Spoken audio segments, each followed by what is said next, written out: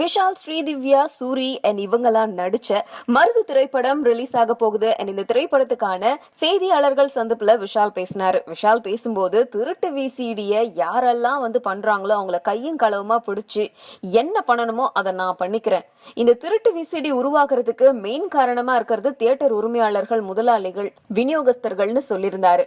ஆனா அவர் இந்த மாதிரி சொன்னதுக்கு பதிலடி கொடுக்கணும் அப்படிங்கிறதுக்காக கோவை, ஈரோடு, திருப்பூர், நீலகிரி மாவட்டங்களுடைய திரையரங்க உரிமையாளர் சங்கத்துடைய தலைவர் திருப்பூர் சுப்பிரமணியம் பயங்கர கோபமா சில கேள்விகளை கேட்டிருக்காரு. வாட்ஸ்அப் மூலமா இந்த கேள்விகளை ஆடியோவா வெளியிட்டு இருக்கிற சுப்பிரமணியம் நிறைய விஷயங்களை பேசியிருக்காரு. அதாவது திருட்டு விசிடி பத்தி விஷால் நீங்க பேசுறீங்க ரைட்டு, ஆனா இந்த திருட்டு விசிடி தமிழ்நாட்டுல இருந்து மட்டும்தான் உருவாகிற மாதிரி நீங்க பேசிருக்கீங்க. உங்கள எத்தனை பேருக்கு தெரியும் முக்கால்வாசி திருட்டு விசிடி உருவாகிறது வெளிநாடுகள்ல தான் அப்படின்னு.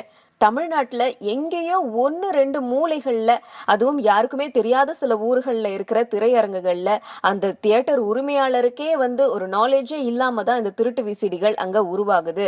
200 படங்கள் வெளியாகுதுன்னா 5-10 படங்கள் மட்டும்தான் தமிழ்நாட்டுல எங்கேயோ ஒரு மூலையில இருந்து எடுக்கிறாங்க. மத்தபடி முக்கியமான திரைப்படங்கள் முக்கால்வாசி வெளிநாடுகள்ல இருந்து தான் தயாராயிட்டு வருது. அது உங்களுக்கு தெரியுமா அப்படின்னு கேட்டிருக்காரு. அது மட்டும் இல்லாம திரைப்பட தயாரிப்பாளர்கள் வெறும் திருட்டு விசிடியால மட்டும்தான் நஷ்டம் அடைகிறாங்க அப்படின்னு நீங்க சொல்றது தவறு. ஹீரோக்கு ஒரு வேனு, ஹீரோயினுக்கு ஒரு வேனு, காமெடியனுக்கு ஒரு வேனுன்னு சொல்லிட்டு ஆளுக்கு ஒரு கேரவேன் கேக்குறீங்க. இதுல மட்டும்தான் பாதி பணம் அழியுதுன்னு பார்த்தா, ஓடாத திரைப்படத்துக்கு சக்சஸ் மீட் அப்படின்னு ஒண்ணு வச்சு 10-20 லட்சம் வரைக்கும் செலவு பண்றீங்க. அதுவும் ப்ரொடியூசருக்கு ஒரு செலவு தானே. நீங்களாம் வெயில்ல நின்னா என்ன கருத்தா போயிடுவீங்க? நாங்கெல்லாம் பணத்தை கொட்டி இந்த படங்களை எடுக்கிறோம், நாங்கெல்லாம் வெயில்ல நிக்கலையா?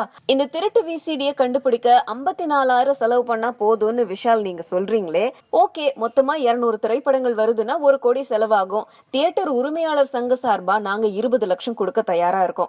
உங்களுடைய மத்த சங்கங்கள் சார்பா 20 லட்சம் தலைக்கு கொடுக்க ரெடியா இருக்கீங்களா? இந்த திருட்டு விசிடியை கண்டுபிடிக்கணும்னா வெளிநாடுகள்ல திரைப்படங்களுடைய உரிமையை விற்கிறத கொஞ்சம் நிப்பாட்டுங்க. தமிழ்நாட்டுல எந்த இடத்துல திருட்டு விசிடி உருவாகுதுங்கிறத நாங்க கண்டுபிடிச்சு காட்டுறோம். தமிழ்நாடுக்கு முன்னாடியே வெளிநாடுகள்ல இந்த திரைப்படங்கள் எல்லாம் ரிலீஸ் பண்றதுனாலதான் திருட்டு டிவிடி எல்லாம் உருவாகுது.